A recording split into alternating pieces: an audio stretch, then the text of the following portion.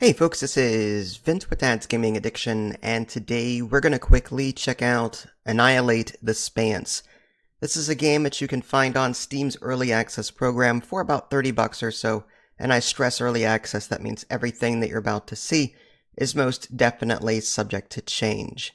So this is, I would classify it as a real-time strategy space game, but it's also got auto builder mechanics in the sense that rather than control actual ships, you will be focusing more on the base management side of it and constructing buildings and sending ships out automatically to attack your opponents. Now there's a campaign and several different factions that you can play. You have to unlock them as you progress though.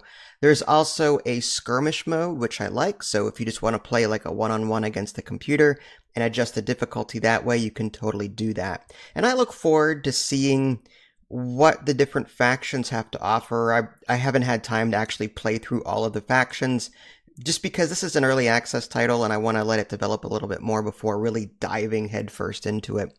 But it's got a lot of promise, and it's got those StarCraft-esque kind of like mission briefings where you've got the heads talking. Anyway, so like I said, this is a real-time strategy game and it takes place in space. You've got this like central command hub, and typically you're tasked with destroying the enemy base. And you'll be able to put down different structures that will help your economy and also your military. On the economy side, you've got like, I think it's matter and energy. And you've got different buildings that you'll be putting down to see to that. Then you've got logistics, which is like your unit cap. And you need to put certain building types down to deal with that. And it's just, like I said, it's a base builder. It really is. And then the ships will just automatically launch from those yards that you're creating and just go after your opponent's base. But you can even click on those yards and change the ship type. Some ships are geared more toward they're like fighters. They're good against other ships. Other ships have like a point defense laser that's good against missiles and the like. And then the game introduces you to a whole waypoint mechanic. And I'll be honest, I didn't really understand it at first. It was a little confusing to me because I had like 3 to 6 of those blue little waypoint circles all throughout my base, and here I didn't know you could resize it to one large one. So like that was just micromanagement I didn't need to do, but it's just like a learning curve.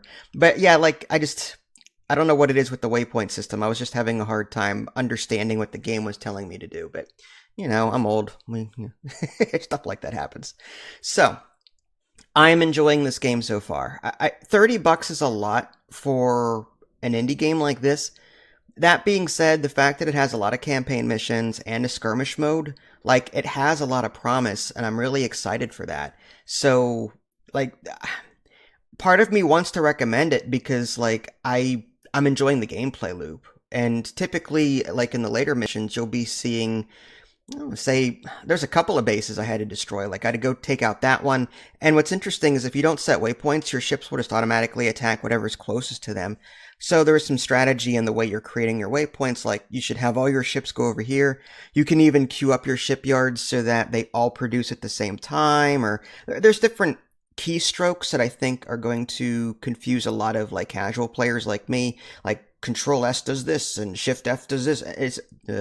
It's one of those games where just let me point and click. I'm one of those button people where I need buttons on the interface for that kind of thing because my memory sucks. So asking me to remember that, you know, Shift tilde or Control FS5 F3 is what don't ask me to remember that. Just give me buttons because I'm old. Okay. So yeah, I mean, I'm liking it. Everything was smooth. The gameplay was very smooth. It was so much fun watching like my armada of ships. You start off small, and you know you build a turret here for defense or a repair turret or something like that. But then, like as you grow, like it's just so satisfying watching this armada of ships go in and start wrecking just pretty much everything in its path. And there are difficulty settings as well. There's relaxed, normal, and hard. I think it is. So relax, trust me, you'll be fine. Typically, the enemy doesn't do anything to you on relaxed. And even on skirmish, you can reduce how many, I think it's actions per second that the AI will do to you. So yeah, this is a really cool game. I'm liking it. The only concern really is the price. And there's no multiplayer. It's all single player. And I feel like this game could have been a nice little multiplayer game. Two people fighting against each other, creating strategies. Like, I think this game screams multiplayer, especially at the $30 price point. But it is early access, so I guess we'll just have to wait and see how this game develops over time. This is Vince. Thanks for watching. I'll catch y'all next time. Take care.